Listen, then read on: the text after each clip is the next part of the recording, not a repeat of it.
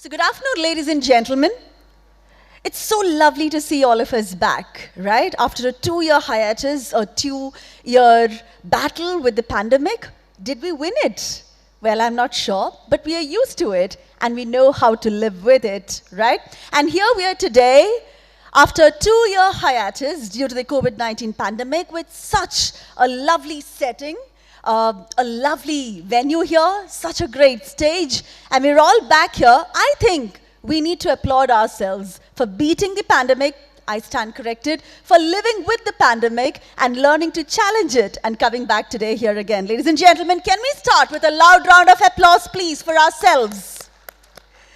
Well, ladies and gentlemen, so here we are back. India Sea Trade, the premium platform for maritime and logistics events in India, is back with its flagship conference. On behalf of India Sea Trade, I, Deepa Rahulishwar, welcome you all to the CJ Darsal Logistics Limited presents 9th edition of the Coastal Shipping and IWT Business Summit 2022. Powered by Pushpak Logistics Solutions and in association with 7 Seas Global Logistics Solutions Private Limited, organized by the one and only India Sea Trade. The event is organized with the support of the Ministry of Ports, Shipping and Waterways, Sagarmala, Niti Aayog, and Gati Shakti. So, a few words about India Sea Trade, which is very close to my heart. I've been working with India Sea Trade for so many years now. But yes, for those of you who are not so familiar with it, let me say a few words about it. India Sea Trade has been an active facilitator in the maritime and logistics business, working with the government and the industry for the development of the sector. The events organized by India Sea Trade have focused on increasing efficiency, reducing cost, creating awareness, sharing experiences, disseminating information, promoting coordination among the various stakeholders, unraveling business opportunities, and most significantly, providing a platform for meaningful interactions with persons at the policy-making and industry levels. The support from the government and from the industry has been the primary enabler for the success of all India Sea Trade events. We find that the feedback from the participants has been extremely positive and encouraging, motivating us to improve and innovate and to strive for excellence. Coastal shipping and inland water transport have been the main areas of deliberation since 2013, and the business meet has been coming out with pragmatic recommendations for action by the Ministries of Shipping, Commerce and Industry, Finance and State Maritime Boards. This edition, ladies and gentlemen, of the flagship event focuses on the future of coastal maritime trade and the development of this sector. There are various issues concerning legislations and regulations within the sector. The summit responds to this with, of course, among other things, a knowledge theater in which current affairs such as digitalization, new emission requirements, and the modal shift will be dealt with. In line with the goals of PM Gati Shakti National Master Plan, the Coastal Shipping and IWT Business Summit 2022 aims to be the harbinger of change for this sector and work towards fast-tracking the development of multimodal projects for energizing economic activities and enhance business opportunities. This, ladies and gentlemen, is India's leading event for the entire coastal shipping and inland water transportation industry and provides an opportunity in India for various direct and indirect investment opportunities in these sectors. This event provides the best networking opportunities with the industry's who's who and collaborate with peers and broaden your horizon. So, ladies and gentlemen, that's about India Sea Trade and why this conference is among the much-awaited conference in the industry. India Sea Trade is immensely grateful to the trade bodies and associations for supporting this initiative, and our sincere thanks to our esteemed sponsors, without whom this event or any event would never be possible. Let me call out the names of the sponsors. I'd like to thank and convey a heartfelt gratitude on behalf of India Sea Trade to CJ Darcel Logistics for supporting us. Thank you so much. Pushpak Logistics Solutions, 7 Seas Global Logistics, Adani Ports, and says DP World, Deen Dayal Port Authority, Cochin Shipyard, VOC Port Authority, Sriji Coastal Shipping, Costero Shipping and Logistics, Standard Multimodal Logistics, Karanja Terminal and Logistics, APPL Containers, Abrao Group, JM Baxi Group, Team Global Logistics, Bharat Chemicals, Coral Shipping Services, Global Logistics Solutions, TCI Seaways, Greeks Shipping, Chakyat Agencies, Lots Shipping, Ocean Whale Shipping Services, Kustan Logistics, SeaTech Shipping, MSA Shipping, Shri Vaibhav Logistics, and First Choice Shipping and Logistics. Thank you so much, so much, dear sponsors, for your continuous and gracious support towards India Sea Trade, which encourages us to keep conducting such amazing and meaningful events. Well, on that note, ladies and gentlemen, enough from me. Now, I would like to take this opportunity to invite our chairman, the most beloved and respected Shri K. Mohandas, former Secretary Shipping, Government of India, to kindly come on stage and welcome the gathering. Mohandas sir, with a lot of love, may I invite you. Ladies and gentlemen, let's invite him with a loud round of applause.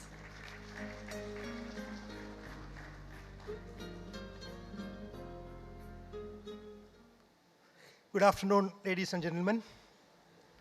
It's a great feeling to be back here on this stage after a fairly long gap. We were just unable to have the sessions in the last couple of years for obvious reasons. And the great thing is that we are back as strong as ever, capable of facing any challenge that is faced by any unexpected thing, even a pandemic.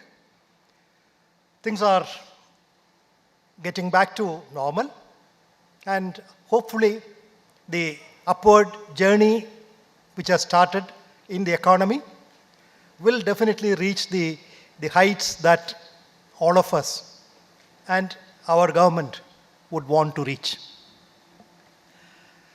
Definitely, when we discuss about coastal shipping, the old concerns remain, but then there are several new issues, new suggestions, new ideas that have come up, which will probably help us to deliberate on the issues with a sense of pragmatism, taking into account whatever is happening around us, both in the country and globally. The modal shift is something which we always talk about, because this is something, I don't have to explain why we need the coastal shipping to be promoted even at the cost of road and rail traffic. Nobody wants road traffic. Roads are dangerous. Roads are expensive. Roads create all sorts of crises for everybody. So cargo on the roads is definitely something to be frowned upon, not to be supported. But then that modal shift from the land-based modes to the coastal route or the inland waterway route, that has not really come about, although there are several positive things that have happened. There have been developments, there have been conscious policy efforts on the part of the government. There has been a definite attempts on the part of industry, certain sectors particularly, to promote coastal shipping, and these have yielded results. But perhaps more than the other aspects related to coastal shipping and the relative advantages of coastal shipping, there is a much greater emphasis now on the environment, on ecology, on green technologies, on the adoption of newer methods to ensure that the environment is preserved for the future by our generation acting only as a trustee and not really using up whatever is there for our purposes. So the green concerns are very much stronger, much stronger than at any time in the past. Although, of course, at the international forums, I'm not going into details, but at the international fora, we always take that position that the developed countries had their time for enjoyment at the cost of the environment, and that we did definitely lose opportunities, or by the time we came up, the opportunities were gone. But anyway, this is something in which we are definitely concerned. And then the other big change that is happening is about the use of technology. Technology in administration, yes. In governance, in the customs, that e-Sanchit and all that paperless work in government systems. The PCS, the ease of handling extreme cargo has increased a lot. So these are all technological innovations that are happening. And in the industry also, I mean, not only in government, in the industry also, the developments that are being adopted in technology are many in number. I mean, I don't have to list out all those things. Again, when we talk about green technology, the shipping industry, the ship manufacturing industry is also going into the greener modes of movement of ships. Fuels are changing. Fuel cost, of course, has been a matter of concern.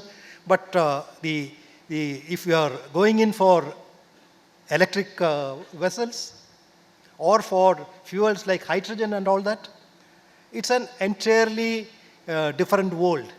It's a big paradigm change that is being done by the shipping industry itself, shipbuilding industry itself, not only here, all over the world.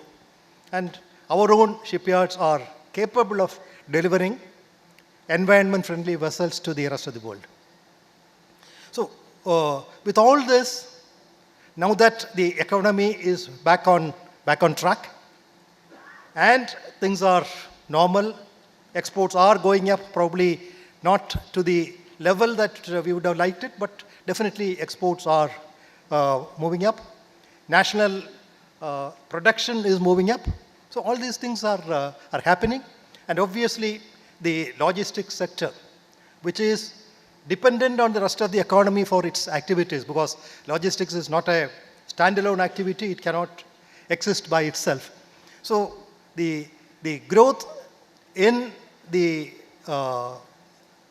manufacturing, in consumption, in all these things definitely contributes to the growth of the logistics sector also. We have seen all types of issues. For movement, there was a time when nobody knew where containers were. There were no containers available to be seen. There was a time when, now maybe containers are probably back in circulation. We are starting manufacture of containers in a big way. So all these things are happening in our country, but the issues that keep coming up do get resolved also with prompt action and attention. Not only by the government, again, this is often private initiative which is able to bring in quick and efficient, effective solutions to all these issues that come up. As far as the country is concerned, these are very special times. Azadi Ka Amrit Mahotsav is being celebrated throughout the country. And that's a time when the government also is taking very many conscious steps to provide support to the industry to work. Government's main job, infrastructure. I think that is something which is probably getting a lot of attention with all the new initiatives under the PM Gati Shakti, which I think, having worked in the government, I think the PM Gati Shakti is something which can really make a difference, because the various efforts in the provision of the support systems, particularly infrastructure, will have to be coordinated. There has to be effective prioritization to see that the most essential, most deserving projects are taken up on a priority basis. And this is possible only with a system like the PM Gati Shakti, which can provide data, which can provide the requisite information on the demand for a particular activity, for a particular piece of infrastructure, whether it is port connectivity or rail or even air connectivity or whatever it is. So this is something which is definitely bound to make a big difference as far as the government investments are concerned. So with all this, we are definitely on track. And as I'm fond of repeating, these things are not primarily government's tasks. The government policies, yes, government policies have to be supportive. Government policies have to be facilitative. But with all that, it is necessary that the industry is fully involved with true commitment in the true spirit, not only for the development of their particular sector, but for the overall development. Because you have to look outwards. If you are a manufacturer, it is necessary for you to look at what is happening in the movement of your raw materials or the movement of your manufactured products. So these things are all very, very important. One has to look beyond what one's direct realm of activity is. This is definitely happening, not that I'm preaching to you. This is something which is happening and which we are noticing. So today we have 3 very, very useful sessions. This will be an opportunity for getting inputs, feedback from the industry, feedback from the people who are directly in these activities, and to discuss with the various other players in the different sectors. So it's a unique opportunity which has been well received. I'm very, very happy to see not only the number of participants, but the quality of participation. I think that is what matters most. So the quality of participation is definitely something which India Sea Trade can be proud of. I'm definitely convinced, I'm sure, that there will be deliberations of a very high quality today, interactions which will lead to sort of further development as far as coastal shipping and general business is concerned. And we are extremely happy to be a facilitator for this type of an interaction. Well, friends, let me welcome all of you to this event. Kochi, which had been the location for the previous events also, is having an excellent weather today. We did have some concern because for the last 1 week the rains were very heavy. We were worried if the 2018 situation of even the airport getting flooded would repeat, but fortunately it didn't happen. And today we have such a fine weather in Kochi. So let me take this occasion once again to welcome all of you to Kochi and to this event, and wish you all the best. Enjoy the day. Thank you very much.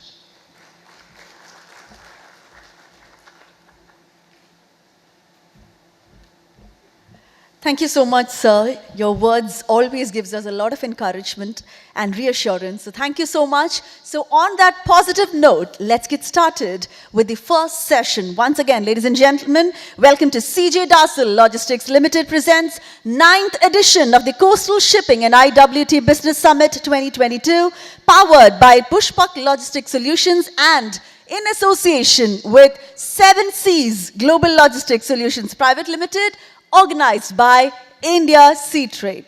So the first session, it's the cargo owners session.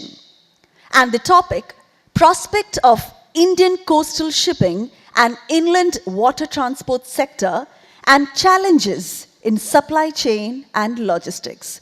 The domestic water transportation through the coastal route and the inland waterways is an untapped opportunity for every cargo owner who relies heavily on the road and rail modes. While the water modes offer their own distinctive advantages, they are often laden with issues and challenges that make cargo owners shy away from these modes. This session offers a wide angle as well as a macro perspective on the coastal and inland water modes from the experiences of cargo owners and showcases how they can be effectively utilized in strengthening one's supply chain. The session will feature cargo owners sharing their success stories, experiences, and challenges on the same platform. So, ladies and gentlemen, to discuss and deliberate and debate on this very relevant topic, I would like to invite the dignitaries on stage. First, ladies and gentlemen, put your hands together to invite Ms. Charmaine Remedios, Vice President, Procurement and Contract, Reliance Industries Limited. Ms. Charmaine Remedios is a leader in supply chain and logistics, heading container shipping and multimodal, not only for petrochemical logistics, but also for the new business initiatives, including geo and retail brands, and digital and new commerce value formats. She is a seasoned shipping and logistics professional with over 25 years of rich and diversified experience in shipping as well as manufacturing business. Ladies and gentlemen, it's a proud pleasure to invite a lady on the stage first. Let's give it up for Ms. Charmaine Remedios, ladies and gentlemen. Welcome, ma'am. Kindly be seated. All right, I'm moving on to the next speaker for the day. Let's invite Mr. Pranab Jha, Executive Vice President, JSW Steels. Ladies and gentlemen, Mr. Pranab Jha is an experienced head of business development with a demonstrated history of working in the maritime industry in the current and his previous roles. He is highly skilled in business planning, operations management, procurement, business development, and strategic planning. He had graduated from the University of Mumbai, an absolutely charismatic personality. Ladies and gentlemen, let's give him a loud round of applause as he walks up on stage. Mr. Pranab Jha, Executive Vice President, JSW Steels. Welcome, sir. Moving on to our next speaker for the day. Mr. Vivek Singh, Director, Supply Chain, West Asia, Imeris Ceramics. Mr. Vivek Sharan Singh, ladies and gentlemen, is the Supply Chain Director for West Asia at Imeris for the last 2 years. He is mainly responsible for overall logistics and warehousing for the West Asia region. He has an overall experience of 15 plus years in different domain areas of supply chain like transportation, warehousing, customer service, export, import, and whatnot. Ladies and gentlemen, let's invite Mr. Vivek Singh on stage. Can we give him a loud round of applause? Welcome, sir.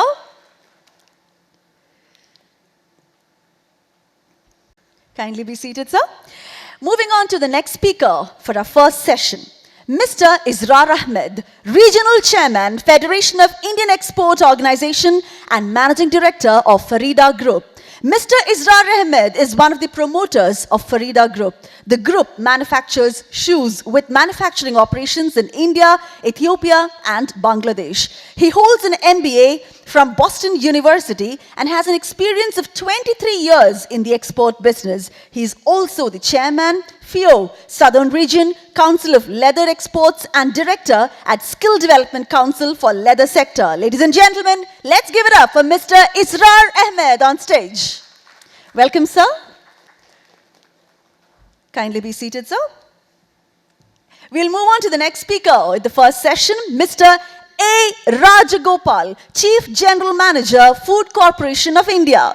Mr. Rajagopal is a seasoned professional in public sector management with about 22 years of specialized experience in food supply chain systems with expertise in all aspects of procurement as well as post-procurement management of food grains. Handled field level operations involving sourcing, warehousing, preservation, transportation and distribution of food grain over vast geographical areas. This man is an absolutely appropriate personality for this event today. Let's invite Mr. A. Rajagopal on stage. Welcome, sir. Moving on to our next speaker, Mr. Mujib Rahman, President, Sawmill Owners and Plywood Manufacturers Association. Sawmill Owners and Plywood Manufacturers Association was formed in the year 1966 for the purpose of bringing out the grievances and difficulties being confronted by its members before the authorities in conducting their business smoothly. The association has 704 paid members and nearly about 1,400 wood-based units which comes under this organization and avails its privilege. Ladies and gentlemen, let's give him a loud round of applause, Mr. Mujib Rahman on stage.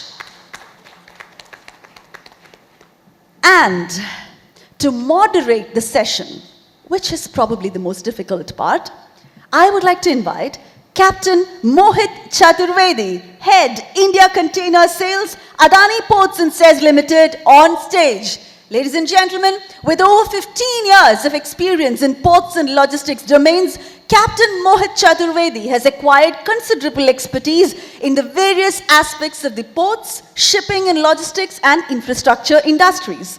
Captain Mohit's areas of responsibility have encompassed supply chain operations, international logistics, container port operations, feeder operations, port infrastructure development and management. Ladies and gentlemen, let's welcome Captain Mohit Chaturvedi on stage as the moderator for the first session of this summit. Ladies and gentlemen, let's give him a loud round of applause. Well, as I leave the floor to the moderator, may I request all of you to kindly do not shy away from applauding at the right moments. I hope you've all had a good lunch and nothing should stop you from all the energy coming into your applause. The floor is all yours, Captain. I'm taking leave. Thank you. Yeah, first of all, let me thank the organizers, the event partner, the guest, and welcome our elite panelist, who I'm sure will will give you enough thought to take away from here. So, yeah. So without losing much time, let us start the discussion going forward. Yeah. So first of all, let me put a question to Ms. Shamin. So it's a pair of questions actually. How much of Reliance Group raw material and finished goods are transported by coastal shipping and inland water? And how can this be improved in near future? Thanks, Mohit. And I'd like to start by saying that India is blessed with a rather long coastline of about 7,500 kilometers with 12 major ports and close to 200 intermediary ports. As a cargo owner, the three most important things that we look at when we do domestic or even international transportation. The first one, reduction in inventory and supply chain cost. The second most important, reduction in cost of raw material sourcing. And of course, most effective, efficient, and the safe mode of transportation. Now for us as Reliance, of course, coastal shipping still remains the most commercially viable, environmental friendly, energy efficient, and a safe mode of transportation. But as a country, are we able to take full advantage of this? We would estimate total pan-India, there's just about 7% that takes the coastal route. A whopping 55% of the cargo does the road, and about 35% does the rail route. If we were to narrow down on as Reliance in the domestic market, for instance, a little over 1.5, 1.6% of our cargo goes on the coastal route. If we have to narrow it down to the addressable markets, where we have a coastal option, be it Tamil Nadu, Kerala, Pondicherry, we would have close to about 15 to 18% of the business that takes the coastal route. So would we like to increase this, increase the footprints? Of course we would. Right, thank you very much, Shamin, for your response. My next question will be to Mr. Ahmed.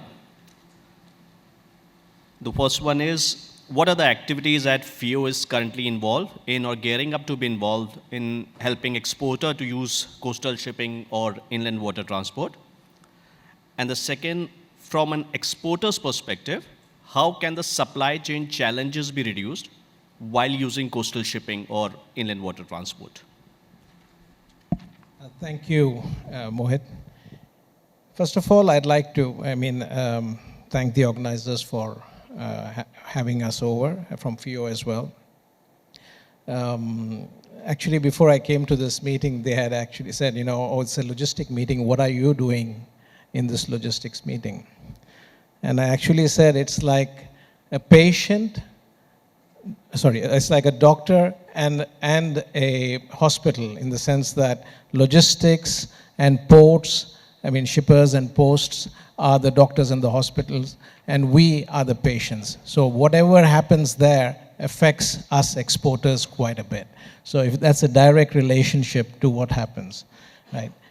As far as exports is concerned, as we all know, in India, the cost of logistics is almost 12 to 14% for what we have in export as a export percentage, right? Whereas the same cost outside in Europe is probably about 6 to 8%.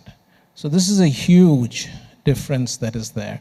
And we believe that coastal shipping can make a big difference in reducing this cost. We know for a fact that if you want to ship something from point A to point B, considering a larger distance, it is much cheaper to ship by coast, by sea, rather than by road, as we know. But just talking about what's happening is different, because the last mile connectivity is a problem in most of the places, and the cost of getting these containers or these goods over to the coastal shipping itself is an additional cost. But as a country, I'm sure you know that the Prime Minister started a one district, one product program, where every district will be pushed or will be supported to export more, to specialize in one product. And this means that we have a lot more opportunity, considering that our exports from India have grown by almost 24-25% over the last year, and our imports have also grown, right? So considering all of this, the demand for logistics is going to be much higher, and coming from tier 2, tier 3 cities as well. So for us, for exports, it is key that FIO as an organization also needs other modes of transport. And I think the coastal shipping can make a very big difference. We've seen this in Europe with the short sea shipping. And I believe they have a program called Marco Polo, where they subsidize the shipping. And this is something that we believe that, as a policy, FIO is also trying to promote this and push the government in policy to see how they can offer subsidy to shipping, for shipping by coastal route as well. So this is going to be a big, important step from FIO's side as well. Thank you. Thank you. Right. Thank you, Mr. Ahmed, for your insightful thoughts. My next question will be to Mr. Vivek. How has the demand for coastal shipping changed over the last 5 years? And what are the factors that contribute to this change? Yeah. Thanks, Mohit. So, as you know, IMRIS in India is having totally a trading platform. So, whatever we don't have a mining here in India, so whatever we have a mines in other countries or other places, we are importing or distributing here all across the India to our distribution hubs. So if we talk that in last 5 years, our total share over coastal movement has reached to a level of 4-fold. Because earlier when we talk to the customer that, okay, we are going to supply Cochin through Gujarat through coastal route. So customers always say, no, no, no, I have a fear that your material will not reach to time. That was basically the first philosophy which came to us, or the mindset which used to come. But later on, as we being a French company, and we have a very much focus to our carbon footprint reduction and all those things, as well as safety as a basically main focused area. And customer also started basically understanding the fact that yes, it's a safe movement, as well as the costing will also go down, and it is not the scenario that material will disappear from any place. It will reach, yes, always the transit time will be little bit here and there. And to maintain that, we put our distribution hub so that at any point of time when material is getting short to them, or it's delaying over basically the transit, we can support them through basically the safety and cycle stock. So that way basically area like Chennai, Cochin, Mundra, all across we basically tried and then done our business through coastal. Now almost hardly we are sending anything to these locations through truck. Mostly our things are going through coastal. Right. Thank you, Mr. Vivek. So my next question will be to Mr. Rahman. What is the impact? What is the impact of using coastal shipping in your bottom line, and how can this be improved in future?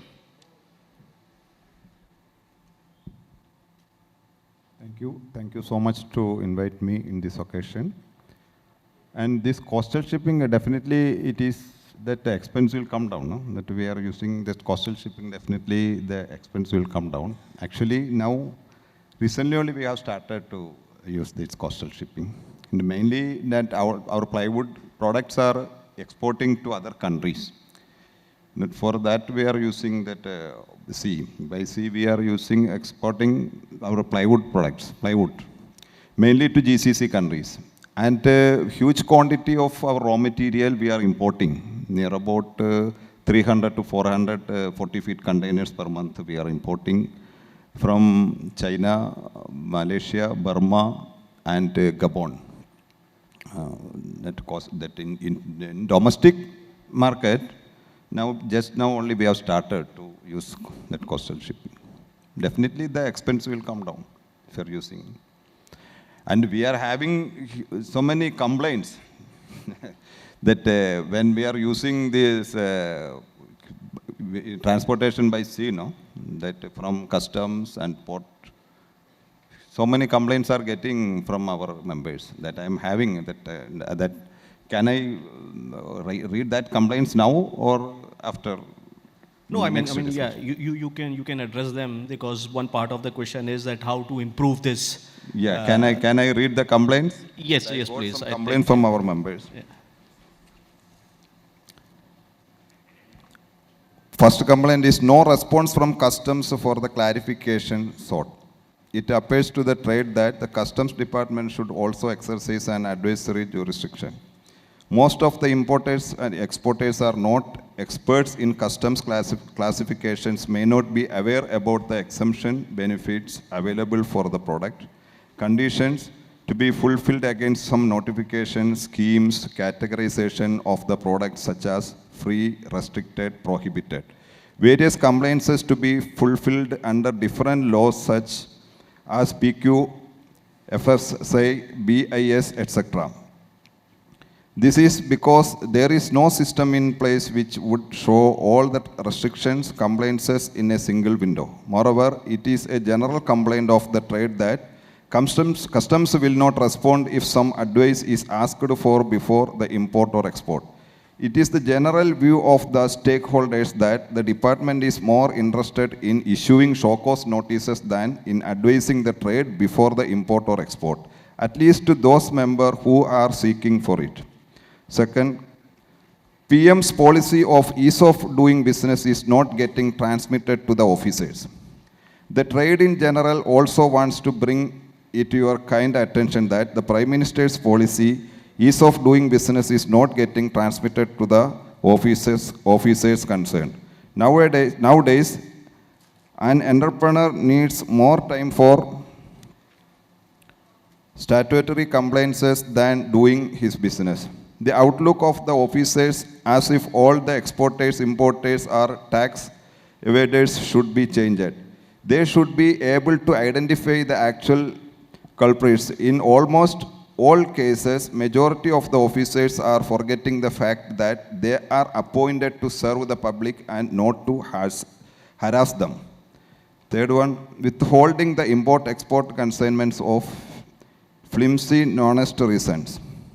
Flimsy or honest reasons. Yet another problem that is being faced by the members of the trade is the holding of containers, consignments on flimsy or non-honest reasons, resulting in the concerned importer-exporter becoming liable to pay detention or demurrage charges unnecessarily, which adds on to his loss. It is also brought to your kind attention that by taking advantage of the above situation, the officers generally bargain with the persons concerned will be succumbed to accept many illegal demands of the officers, including bribe.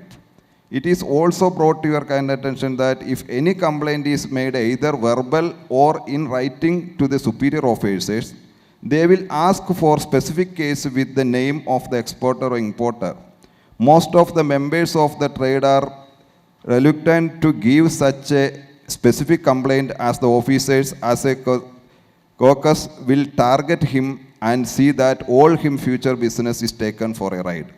The PTFC meeting conducted by the commissioner is generally known in the trade as Chai Biscuit meeting, as nothing till date favorable to the trade has been evolved from it. We would suggest that instead of having a Namka Vasta PTFC meeting, it will be fruitful to constitute a committee with representative members of the trade, representatives of CBs, officers of customs and GST, at the Customs Commissionerate or houses chaired by a judicial officer as its chairman, where the affected party or his representative can point out their grievances. Problems faced with the faceless assessment. It is also brought to your kind attention that the trade is facing several problems, especially on import cargo. In the new faceless assessment system, the appraising officers sitting at remote locations are raising irrelevant queries without knowing the nature of the import product, unnecessarily delaying the assessment, unauthorizedly enhancing the transaction value, etc. There are even instances where the appraising officers contacting the importers by tracing their contact details from the documents uploaded in e-sanchits and demanding money for assessing the bill of entry.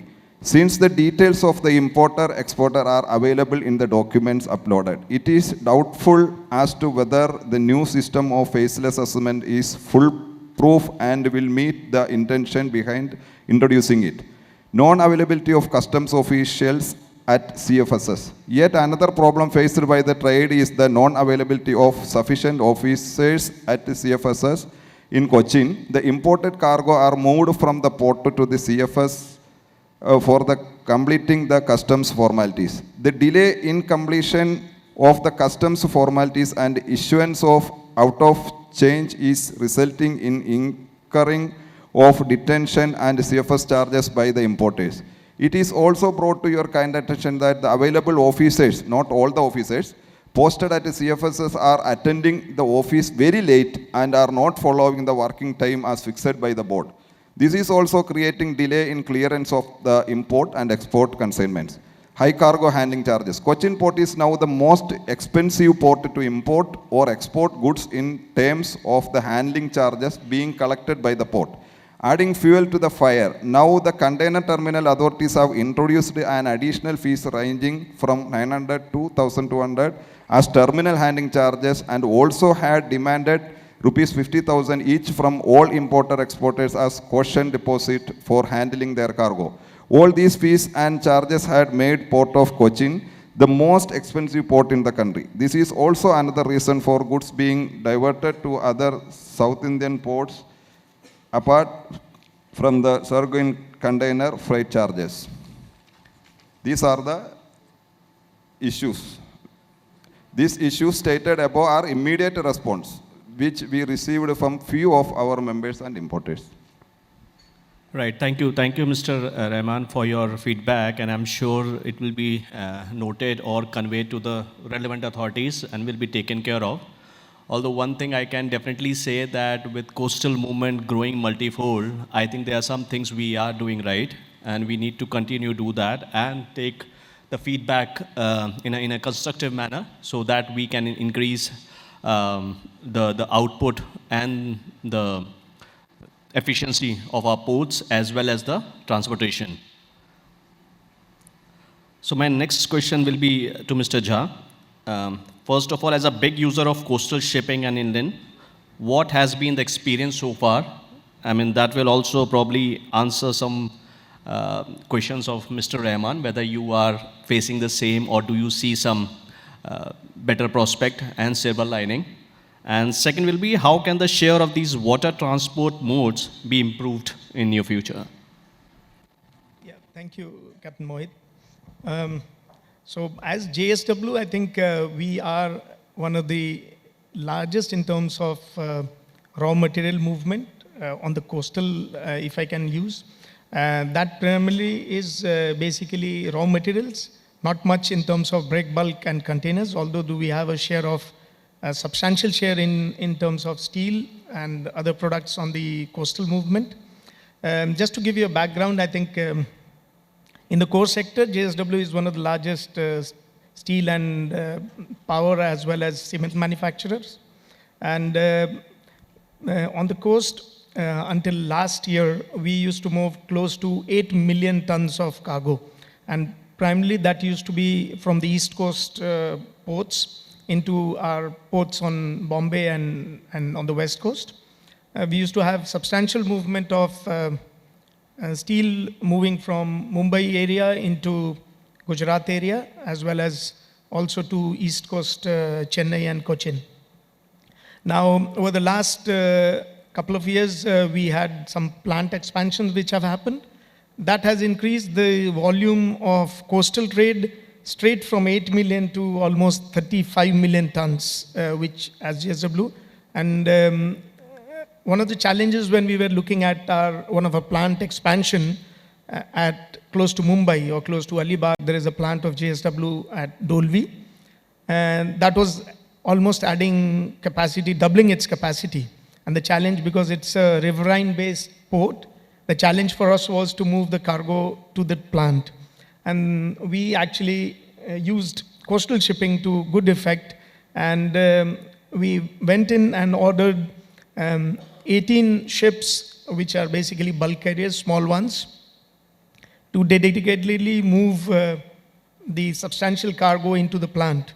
So right now, we move about, or we would be moving this year about 70 to 18 million tons of cargo through those 18 small ships, which are of the size of 8,000. And I think 4 out of which were made in Cochin. So this is a city which probably we had 4 of them constructed from. So that is taking care. And then we are also having a set of Cape vessels which we use for moving from iron ore from the East Coast to West. So in total, instead of using the rail systems, this is one of the systems which we use, and we find it really cost effective as well as very much more greener in today's world. As far as our experience, obviously we are one of the largest users of coastal shipping today. There are challenges which Mr. Rahman did mention. I think challenges typically on custom front or the processes front, definitely as far as the coastal shipping is involved, has to be relooked at in terms of whether and if there is a necessity of having a custom procedure involved. Because at the end of it is like a truck moving from point A in India to point B doesn't go through the customs. So why should it go through a custom process when it has to move from a port in India to another port in India? But regretfully, it is there, and that needs to be relooked at. The second aspect is obviously looking at the processes and procedures which multiple ports have in terms of port clearances and other things, which probably delay and has a cost. Apart from it, what Mr. Rahman mentioned in terms of port costs. If you look at today, for coastal shipping, one of the key cost criteria is the cost of port. I mean, when I say port, it is port handling as well as the vessel-related charges with the port charges. It is one of the inhibitions, but yes, if I take a positive part of it, as the volume grows, probably we'll be able to have more investments come in, and therefore probably most of the costs could get optimized. However, I think there has to be a thrust. If we need to succeed in coastal, there has to be a thrust by the government as well as all the participants in the whole ecosystem in terms of developing much better infrastructure for faster, efficient movement of cargo, so that the cost, at the end of it, logistics is all about cost, and each one of us is mentioning India's high cost of logistics. But to transform that, obviously, the ball needs to be set rolling, where as the volume grows, probably the costs will come down. And more investments comes in if people see opportunity there. And I mean, businesses would love to invest if there is. So one of the cases ours, I think, which when we initially started off, we were wondering whether we should invest such a huge amount into making these dedicated ships. And these ships we made were almost like made to design. It's like one of the shallow. For coastal, I think one of the things is multiple handling cost. To avoid multiple handling costs, you need to ensure that the transportation happening end to end. So from a manufacturing facility, whether it's on the coast or a riverine or any jetty, to the reception facility. That way we can probably optimize the coastal shipping cost. And that could be the push. We keep talking about Europe, US, or any other geographies. Most of this coastal shipping there happens because, or Far East in that sense, is because most of the manufacturing as well as the receiving facilities are directly served through terminals, ports, waterways, or something on those lines. So that is something which is definitely to be looked at. Apart from it, I think in terms of our experience, we intend to further increase our coastal shipping or shipments. We have now plans to actually increase the fleet by almost 100% now. So we're looking at from 18 to about 34, 35. With this network, our experience is it will not only serve for our purposes, which is JSW or internal customers' purposes, also with the network effect, we would be able to serve other participants or other people, because one aspect in logistics is the reverse cargo. That is a challenge each one of us keep facing. So what happens on the reverse leg? So if you have an ecosystem, if you have a network effect, my own view is that in future, it would be able to serve optimally, obviously rationalizing costs as well as options of delayed shipments and other things could be eliminated. That's my primary view on how we see coastal shipping at JSW. Right. Thank you, Mr. Jha, not only for the response, but also the confidence and the trust you have shown over the years on coastal shipping. And there's no doubt that you are one of the biggest contributor in expanding the coastal. Regarding the port infrastructure and the cost, as we are the port and logistic company, your point has been well taken, and we'll definitely point a few thoughts on that and to see how best we can provide you the infrastructure as well as the networking to increase this coastal movement. So thank you, Mr. Jha, for your response. So the last but not the least question to Mr. A. Rajgopal. First is, FCI has extensively used coastal shipping and inland water transport, but has discontinued it for some time. So what are the reasons if they are not the same what we have already got to know from Mr. Rahman and Mr. Jha? And second, can big PSUs like FCI commit a certain percentage of their transportation need to coastal shipping and inland water transport? And what are the impediments in this direction? Thanks, Mohit. Good afternoon to all of you. As Deepa mentioned at the beginning, we are happy to survive a pandemic and back to be here and to catch up once again. As you rightly said, we have been using coastal movement over the last few years. Actually, we started using coastal movement seriously from 2014. And In the initial years, there has been a very good momentum. But yes, you are right, it could not be sustained. And now it is sort of it's not picking up. Just to put the figures in perspective, on an average, FCI moves about 40 million tons of food grain across the country on an average distance of about 1,500 kilometers. In fact, during the last 2 years, because of the additional requirement of feeding the country during the pandemic, our average movement has been 60 million tons. So we moved 60 million tons in both the years, 590 1 year and 60 plus in this year. But the share of waterways was only 72,000 in 2021 and 70,000 in 21-22. Out of that, almost 50% was the quantity which moved to the islands of Andamans and Lakshadweep. So the coastal shipping portion was roughly about 40,000, 45,000 out of 60 million. Interestingly, by moving this 45,000 during 2 years, so roughly about 90,000, we made a net savings or profit savings of about 1.5 crore over our traditional movement. So it is profitable, it is cost effective, but what are the challenges? That was the second part of your question. Challenge is coming mainly in the last mile, because what happens is, unless our sourcing points are closer to the port, it is not viable. See, from any cargo owner's perspective, I think the co-panelists will agree, what are we looking forward? Cost, time, and certainty. So it has to be cost effective. So what we found was, whenever our cargo sourcing points are near to the ports, it is working out. But as we move farther, the sourcing points are farther, it is not working out for us. So the cost became a problem. Second is time. When we move the cargo from, say, Andhra to Kerala via coastal shipping, it is taking roughly about 20 days for the cargo to reach this end. Whereas if I use train, it reaches in 5 days. So time factor comes. Third is certainty. Like container, it's a very, the uncertainties in the industry are very high. If you look few years back, the shipping industry container costs were very low.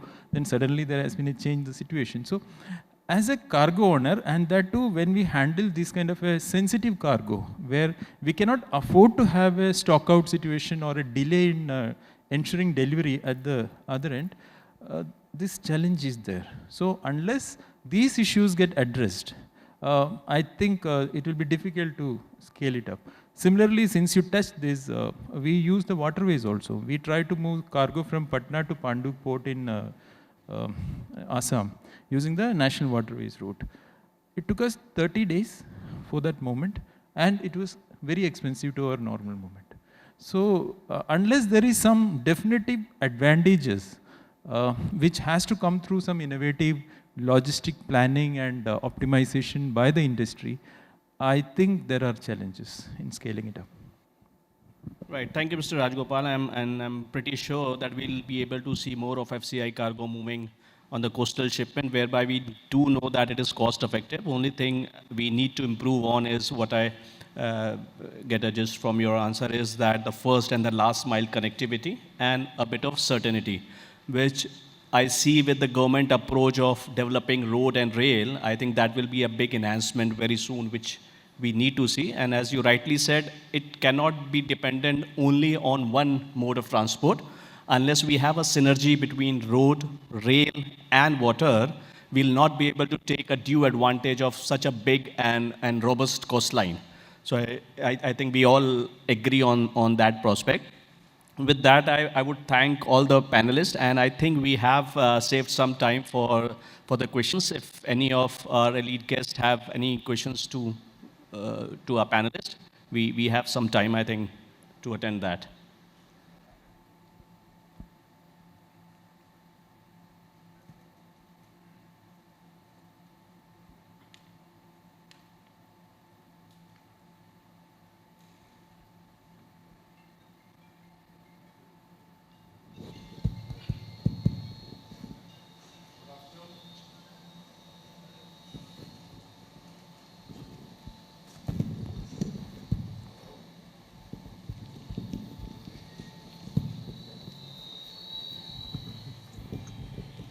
Good afternoon. My name is Commander Ravindranath Reddy. I am the Deputy CEO of Maritime Board of Andhra Pradesh. Now my question is to Ms. Chairman. It's a inquisitive question, nothing to do as what you just said.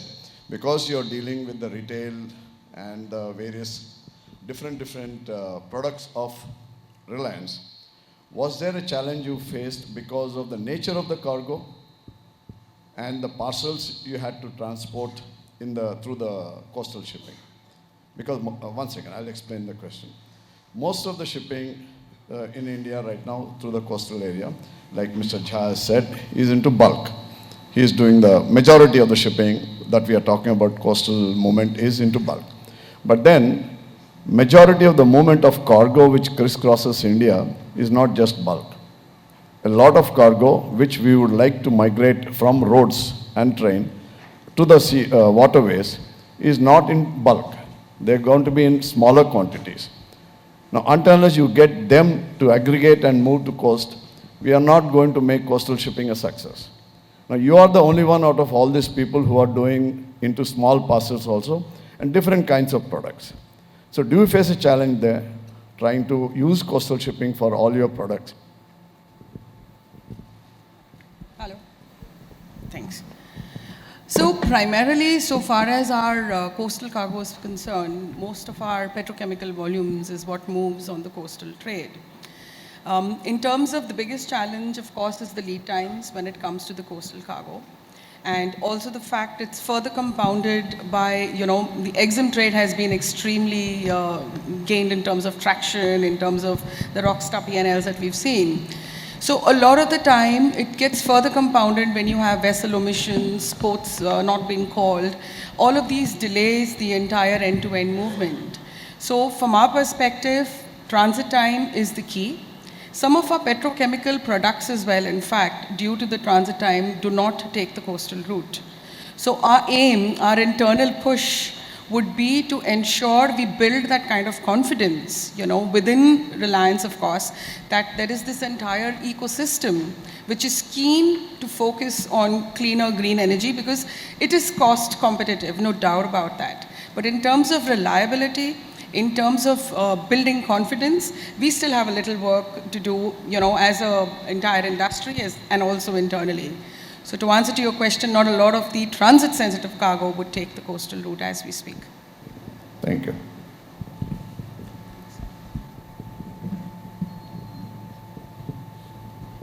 Mr. Mohit, I'll have a question. Sure. Considering that we went through COVID, right, and all our logistics costs went up, we started exploring newer ways to ship goods, whether it was outside. For us as exporters, we're looking at shipping outside. We also look at, I'm from Chennai. We would never even imagine shipping a container through Nhava Sheva. We would ship from Chennai port. Worst comes to us, it's Tuticorin, Katupalli, maybe, that's it. Today, all our shipments are actually going to Nhava Sheva, and by road, we are paying 120,000 rupees to take it across, sometimes even stuffing it there and then moving the boats, and then moving it on to mother vessels in Maersk or whatever. They have every three days, they have a vessel to the US. But coastal shipping was never an option. And this is something that we need to really look at because we have 7,000 odd coastal line and we have 130 ports or 150 ports. It doesn't necessarily translate into, there are a lot of other issues. Bulk cargo, yes, I accepted bulk cargo, petroleum, wet or dry, both. It works, especially if you have, if you're looking at the last mile connectivity, as was said before by Mr. Jha. It makes a lot of sense. But for export cargo, how do we make that work? How do we make it, we never even thought of shipping from Chennai to Nhava Sheva. I guess there is no vessels, but even otherwise, we would not even think about shipping it. But I would tell you one story of where we have a plant in in Calcutta, and we had to ship to Dhaka by road. But with all the problems that is there, we actually trucked it down to Chennai and then shipped the material to Dhaka. So, we as exporters, we need, time is an essence for us. And so how do we look at coastal shipping to help the exporters cut down on timing? We understand that cost, yes, it is important on certain goods which are not, let's say, fashion products, which can go slowly. That's okay. But how would we look at that? Yeah, okay. So, Mr. Israr, first of all, as a port operator, as an infrastructure and logistic provider, one thing I would like to highlight is that first of all, when you say that you still have to send your cargo from Chennai to Nhava Sheva to be exported out, so we have two reasons for it. First of all, the infrastructure of ports, what we have on the west coast is not same as east coast because of the demography first. Number two is the port in Colombo. So why Colombo becomes very important here is that unfortunately you cannot still connect your east coast port to your west coast port via sea line without calling Colombo. Yeah. So then it becomes imperatively cheaper since you are calling Colombo, so might as well dump your cargo there, whereby the mother vessels can take it from there. So that is why I say that in India, although we have such a huge coastline, but it will become imperative to use that in an optimum manner unless we have a proper roll or rate connectivity, whereby we should be able to transport some cargo from east to western ports. Why western ports is because of the ready infrastructure we have there, whereby we have bigger ports there, we have deep draft terminals there, and the lines have planned their route in such a way that it is having a better connectivity to US and Europe. So answer your question, how to utilize or how to optimize our port is, again, I would emphasize, is unless we have all the three intermodal connectivity, that is road, rail, and sea route, complementing each other, it will be very, very difficult to have an optimum result out of it. Does that answer your question? Yes. Yes, it does. But some of the studies actually say that a great rail network and a great road network is detrimental to coastal shipping because, it works like that, against it, actually. Yeah, so again, with due respect to the studies, I would bet against that unless, I would again repeat myself, unless we have a infrastructure which is road and rail to complement the sea with the nature of the coastline which we have. Again, we have a huge coastline, but the west coastline is not same as the east coastline, where we have less deeper draft terminals.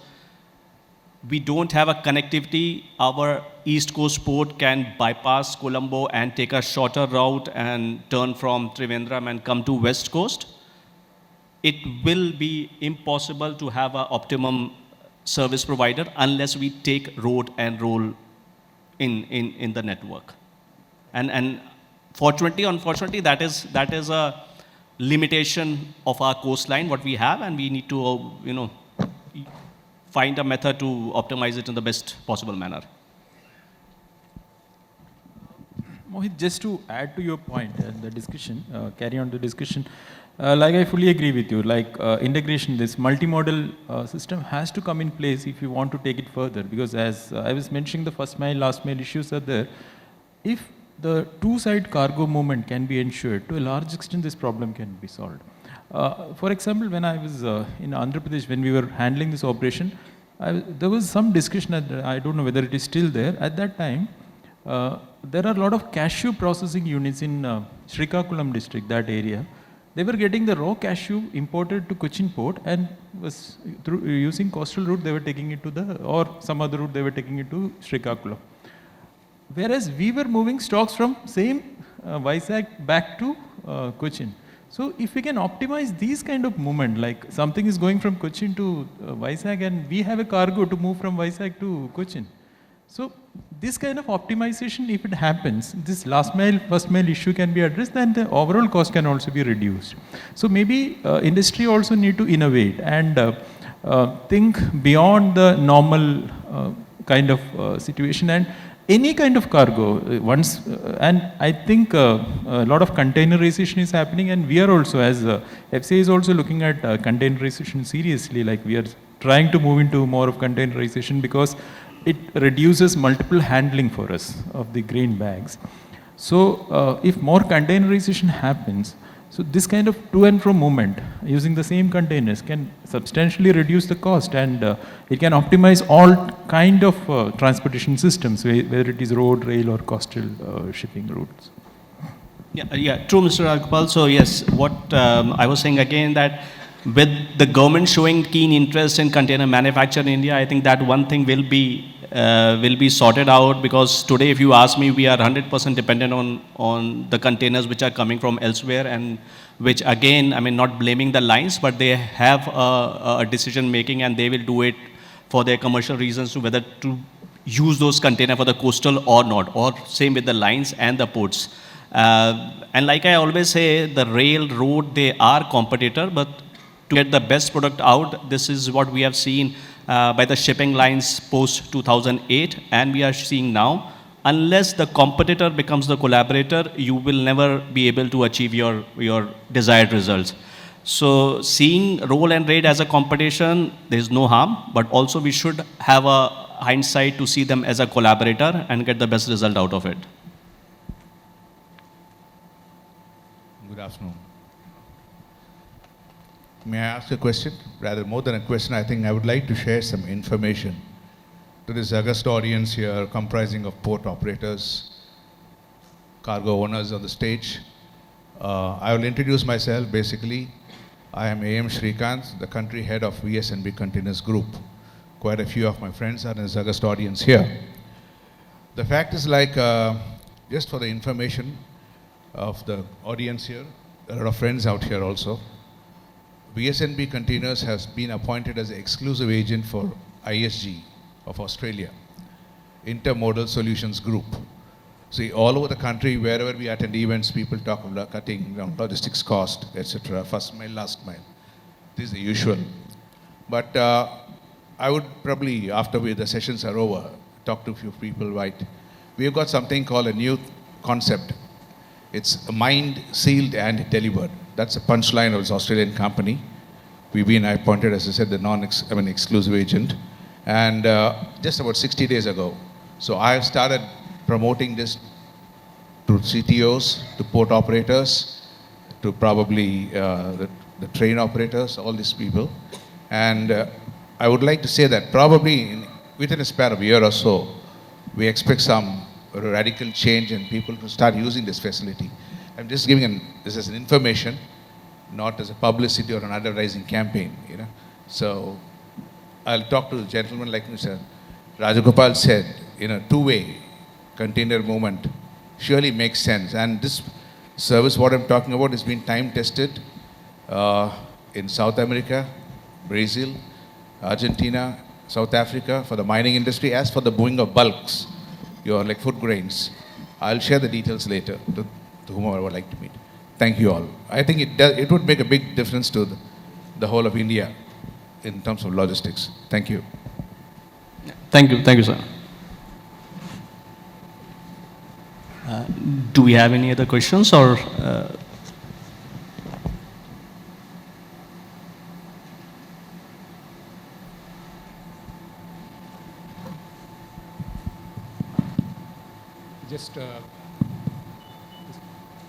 I'm Praveen Joseph, representing DP World.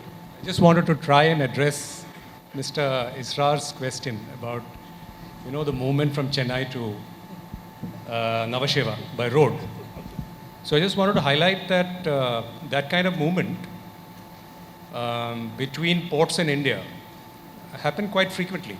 There's cargo moving from, let's say, between Cochin and Mundra, or between many other ports in India, wherein you don't have, like in Cochin we have mainline connections, but we don't have a connection to every single port in the world. But Mundra has certain connectivity which we don't have. So cargo routinely moves from, let's say, Cochin to Mundra, and sometimes even vice versa, to connect a mainline on either side.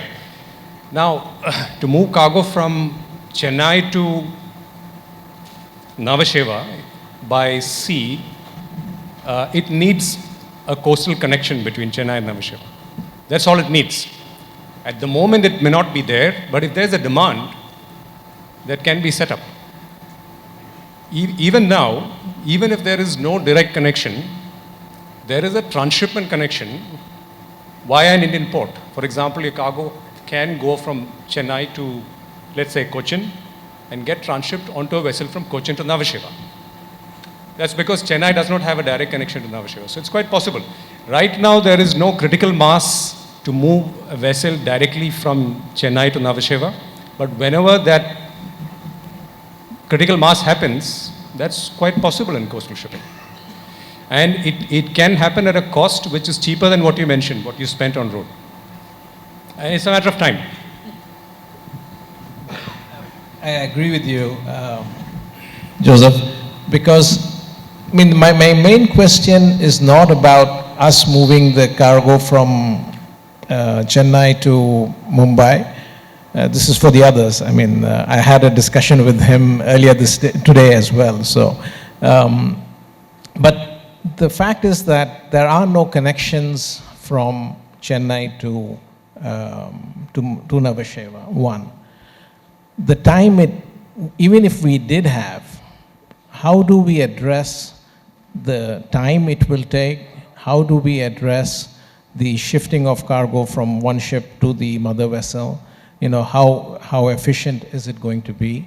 The whole reason that we are shipping from Nhava Sheva is because we don't want to roll over in Colombo or in Singapore or KL, right? So that's why we are actually shipping through these.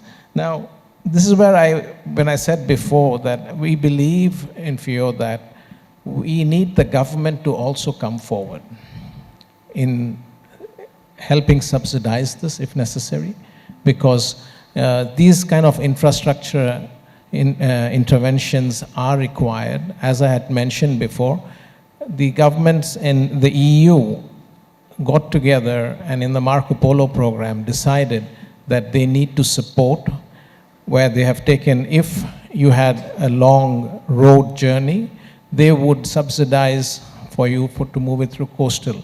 They did it for other reasons. They did it for sustainability reasons, for environment and stuff. But we could also look at the same. So that was what my point was for this. Thank you.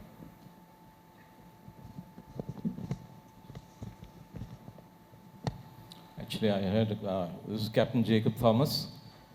I had a suggestion which I think it was already conveyed by Praveen. But however, I just wanted to ask you, Captain Mohit, you're from Adani, and Katupalli is a place where, I have done a lot of project cargoes from, So it's a supply and demand. I mean, if you have enough cargo out from there, probably, I'm a bulker man, so you can have, ships moving out from there and carrying these cargoes. Is that a possibility? Captain Mohit? Yeah, so as we speak, we do have services which are calling Katupalli and Ennore and Krishnapatnam, which are Adani ports, which are directly connecting Europe and, if required, be US. So like you said, if demand is there, the lines will be there. There is no two ways about it. But again, having said that, the lines will be able to answer this question better, but the infrastructure which you have on the western side, it will take eastern side to catch up. It will take time for them to catch up. So given a choice, if I am a mainline operator, I'll rather put my ship in Colombo or the western port where we have the advantage of draft and multiple connectivity. That's what is stand today. But having said that, like what you said, we have services which are connecting to Europe directly, but not as much as we have from the western coast. Yeah, so I guess, like you mentioned, the USP would, for a successful coastal movement or, to multimodal transportation is a must. We need to improve on that, if you see this. Yeah, there is no doubt. That's what I'm saying. The challenge what we face with our coastline, without the multimodal transportation, it will not be possible to have the desired result. Thank you, sir. I would just like to add, I think, Mohit, what you're mentioning, in more than the infrastructure restriction, my own take is it's the network effect of Mundra and JNPT, because of which there is a direct sailing availability for multiple destinations in the world, and therefore more people are attracted towards that because they are looking at their lead times, and East is falling back on it.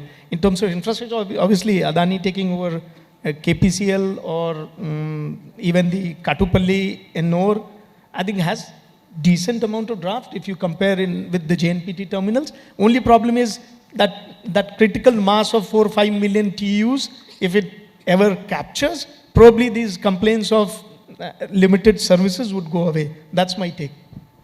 Yeah, definitely agree with that point. But other than the infrastructure, it is the normal trade lane also. For example, a vessel which is coming from China and going to Europe, it will be more practical to dip into the west coast port rather than going up an east coast, because it is increasing your lead time, increasing your cost and everything.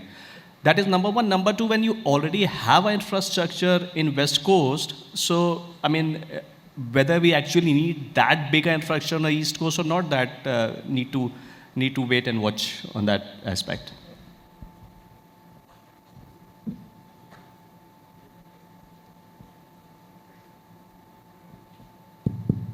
Sorry, I have a small addition to what you just said. Now what's happening is most of the cargo destined to the eastern hemisphere is still going to west and going around the peninsula and going to east. So what happens is, when we have the deep water ports like Captain Jha has said, we have plenty of deep water ports. In fact, eastern coast has got more depths than the western coast most of the time. And besides Chennai, besides Katupalli, Andhra Pradesh, of course, has got 4 operating deep water ports, and we are making 3 more ports. So plenty of deep water, the plenty of draft available. Like you said, it is about the critical mass of the cargo which needs to flow towards the west. The only paradox is here is that all the cargo which is going via Singapore and the Malacca Strait is still starting from JNPT and etc. and originating from the east coast again. There are a lot of cargo originating from east coast going to JNPT, which is destined to the Southeast Asia. So you can see the futility of the transport and the cycle. And still, like you said, the infrastructure is available, the depths are available, the ports are there. It is about the total matrix of the supply vessel calling on there, then the direct lines which are going to be available, all these things put together. And I think, like one of you was saying, there needs to be some intervention by the government, because everything cannot just come on its own. There has to be some impetus which gives at least either the pull side or the push side. That's when something is going to happen, and once it starts happening, I'm sure the critical mass can be achieved much faster. That's what is there. Yeah, totally agree. That's what I'm saying. I mean, it's more on the line side which takes this call from our infrastructure providers. I think we are doing our bit by giving the infrastructure on West Coast as much as East Coast without being biased to any of the coast, and that is why you see other than Adani also, everybody is being present there, and Adani having a big presence now with Krishnapatnam, Ennore, Katupalli already up and running, Gangavaram coming up very soon in Vishakhapatnam. So we are not being biased to the coast per se, but our responsibility is to provide the infrastructure, and that's what I think we are trying our best to do that. And rest, as you said, the dynamics will follow, and we will definitely, with the growth, it will be imperative to leave out any port in India or any coast in India per se. Good evening. My name is Gerald from Tuticorin, Dakshin Bharat Gateway Terminal. I have a clarification. I need a clarification. Actually, 2 years before, we received plastic granules, plastic poly granules, around 500 containers directly EXIM. But now it is 0. It will all go to Mundra, and it will come to coastal, all the places. So I don't know why there is a reason, and the traffic will be added, directly come to Tuticorin, and it will go to hinterland. Now it will go to Mundra and come to again coastal and it will go to all the places. So I think this is the traffic will be increased and it make me complicated. Can you explain this why you are making this exim to coastal again? You come to here like that. Any volunteers, cargo owners? I mean, I won't complain as long as cargo is coming to Mundra. No, But it's the cargo owners who have to actually answer that question. I mean, not as a cargo owner, but I think it is at the end of it, if you're making a specific point, probably I'll put myself into a carrier shoe. And as a carrier, obviously I want to call limited number of ports and do more loadings and unloadings out of that. So if as a carrier, if I have in a particular ship, out of my 8,000 TEUs, 4,000 or 3,000 to Mundra, I would probably add 500 and offload there instead of calling Tuticorin for 500 and going. This is from the carrier's point of view. I do understand this sensitivity, but then it's almost alike why Indians fly to Dubai and Singapore for connecting to US and Europe. It's exactly the same. I mean, because there are not enough services in that, and therefore not enough passengers in one particular place. Therefore, those airlines or airports don't work. So the same is the case here. I think probably if again critical mass or more volumes happen, lines would be probably more willing to call any port. I mean, they don't have a choice over one or the other. It's least number of port calls and more volume per port call. Yeah, that's correct. And that is why we have this concept of transshipment and gateway ports, mainline and the feeder operators. Yeah, anyway, we are in the PPP mode. Every year we are losing the cargo for 500,000, 2,000 like that. We are losing the cargo. That's why I ask. Thank you. So is that a question or a complaint to Mundra board? No, I want the reason. All cargo is going north side. I think with Vizhinjam coming, probably it would come closer to you, but it still happened from Tuticorin. I was intentionally trying to avoid that port discussion. Thank you.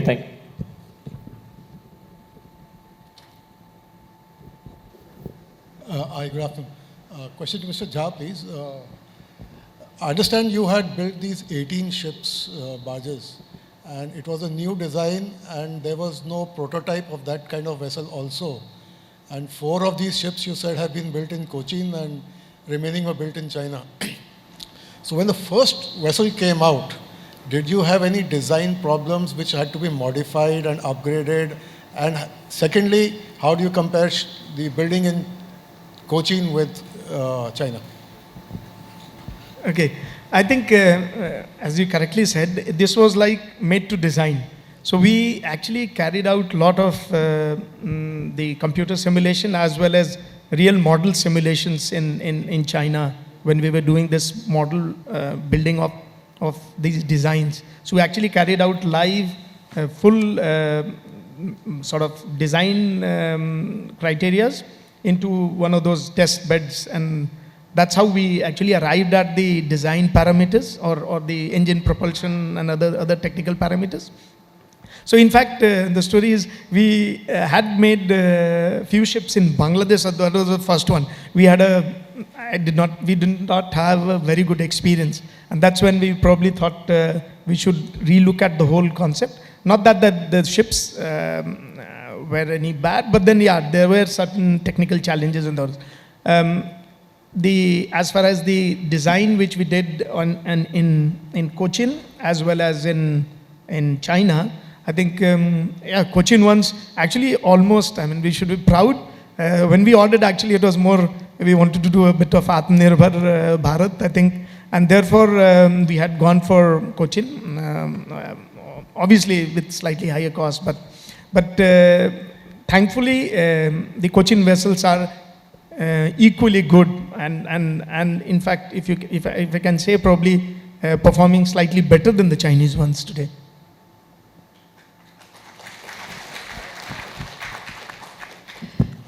Thank you so much. I'm sure there are more questions in line, but you can do it over tea and coffee.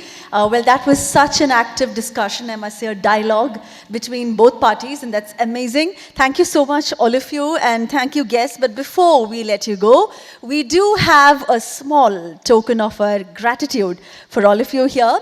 And to present this memento, I'd like to invite someone on stage. He's none other than Shri S. Varadarajan, Executive Director, ABRAO. May I please request him to kindly come on stage to present a memento to these panelists who, yes sir, kindly come. Were you caught by surprise? Something like that, yes. Yes, ladies and gentlemen, so he's on stage. Can we please give him a loud round of applause, please? Sure. So, I'd like to invite first Mr. Mujib Rahman to kindly come forward and accept the memento. May I request both of you to kindly take center stage so that's the absolute perfect position for a good photograph as well. That's Mr. Mujib Rahman, who made some really amazing points and some really sarcastic comments with a very straight face. So thank you so much, sir. Moving on to the next person, may I invite Mr. A. Rajagopal to kindly come forward and accept our memento. Thank you so much for your presence, sir.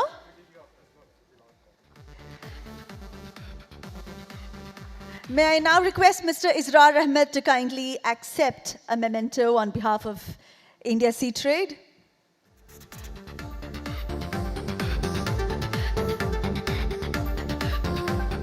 Thank you, sir. I'd like to invite next Mr. Vivek Singh to kindly come forward and accept the memento.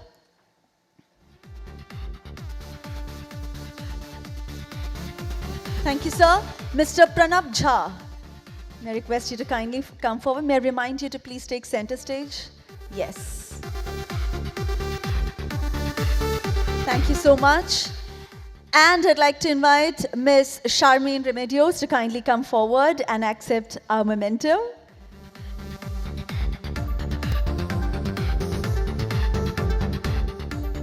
Thank you so much. And now, ladies and gentlemen, I'd like to invite the moderator of the session, Captain Mohit Chaturvedi, to kindly come forward and accept the memento.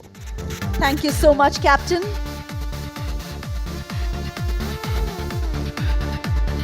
Thank you, Shri S. Varadarajan. But before you leave, may I request you to kindly pose with the panelists for a quick photograph. May I request all the panelists to kindly come forward. Let's capture this moment. Ladies and gentlemen, all panelists together with Shri S. Varadarajan on stage. Please do join them, yes. And that's a quick photograph. Ladies and gentlemen, let's give them a loud round of applause. That was a cargo owners session. Thank you so much, all of you. Thank you very much. Yes, ladies and gentlemen, with that, we come to the end of the first session, which was a cargo owners session. So there we have all the challenges, all the questions, everything posted out there by the cargo owners. We do have some solutions, maybe some comments, and something to address these questions and these problems by these service providers. The service providers session, which is upcoming, but on the other side of a quick break, I request all of you to please, yes, there are 3 counters for tea here. Please proceed towards tea, but please do come back in 30 minutes, and let's proceed with the service provider session. And that's going to be an interesting dialogue, I'm sure. So may I request all of you to proceed for tea. May I remind you that there are 3 counters so we can avoid the crowd. And please come back in 30 minutes time. Thank you so much, all of you.